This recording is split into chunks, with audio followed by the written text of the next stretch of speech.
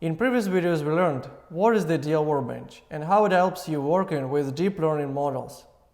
Today we will learn how to get started with the DL Workbench, how to import your first model, see how it works, and then what can be the first step when optimizing your model. So in order to start with the Deep Learning Workbench, you need to create a project. And for that, we need to go to the Create Project page. So once we are there, we can see that there are 4 requirements that we need to fulfill. The first and the most important stage is importing the model. Then we need to select the target and the device where we want to profile our model. And finally, we need to select the dataset. So the first step is importing the model. There are 2 ways of doing that. The first one is selecting the model from the OpenModel Zoo. OpenModel Zoo is a list of models that are publicly available, which also contain Intel pre-trained models that solves numerous use cases, starting from classification and object detection to segmentation, face detection, and many others. So you only need to select a model that solves your use case and then proceed importing. The second way of importing the model is selecting the original model. So let's say you want to work with a model that is not available in the OpenModel Zoo, or your data scientist or maybe yourself have already trained the model and you want to import it. Then you need to go to the original model path and upload the files and then import the model. So let's start and focus mainly on the OpenModel Zoo import. We will select the SSD MobileNet v2, which was trained in the TensorFlow model and is quite a popular model to solve the object detection use case. Then we can proceed importing it. So the only step that we need to fulfill is choosing the precision. So there are 2 options. The first one is floating point 16 and the second one is floating point 32. So what is the difference? OpenVINO is working with its own format, which is called intermediate representation, or IR for short. Generally, it is recommended to have your model converted to the intermediate representation format to leverage all the capabilities that OpenVINO provides. And that's actually what's happening during the import stage. And you need to decide what is the precision of your model. Is it a floating point 16 or 32? In our case, floating point 16 is generally recommended, as it has a smaller footprint and does not reduce accuracy. So we're selecting this precision, and then we proceed to the Create Project page, and then our model is successfully imported. So our next step is selecting the target and the environment. So in my case, I'm running DL Workbench locally, so I have only local workstation available and the CPU as the accelerator. So I'm selecting these items and then proceed to the dataset.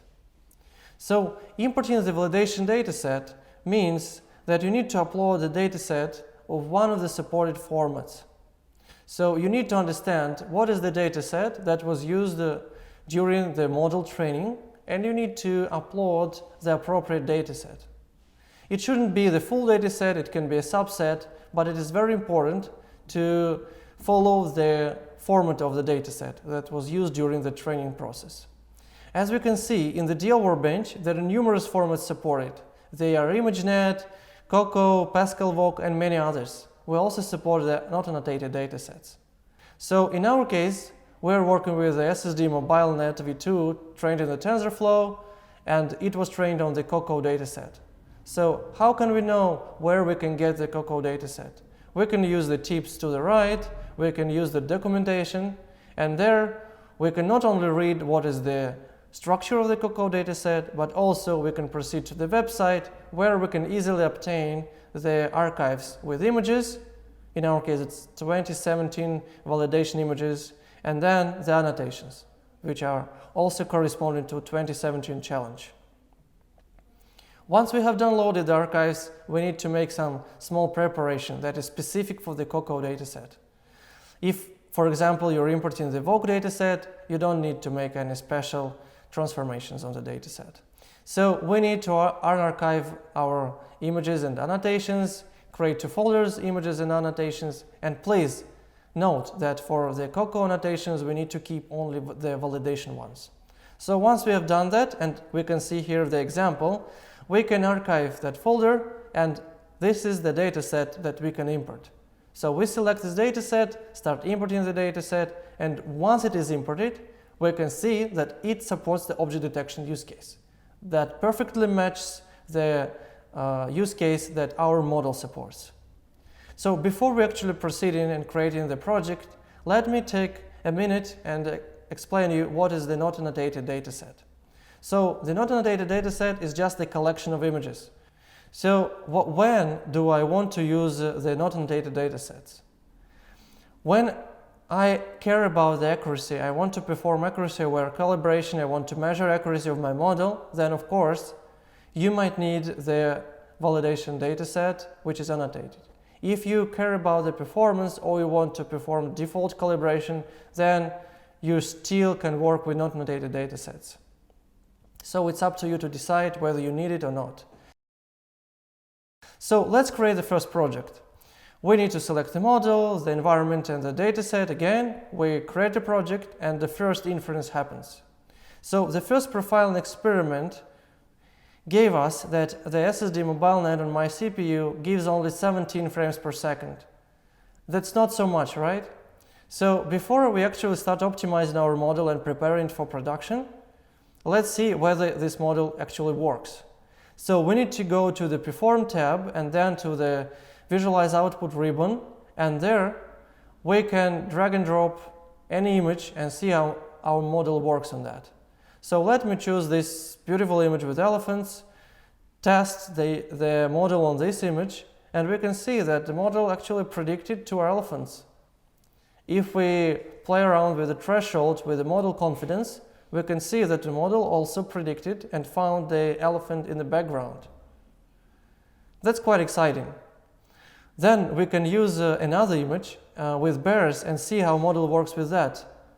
We see that the model predicted and found a bear in the front, and if we decrease the confidence level, we can see that the second bear is recognized as well.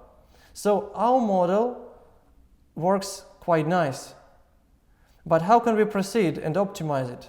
Let's go to the Analyze tab and see what DL Workbench provides us.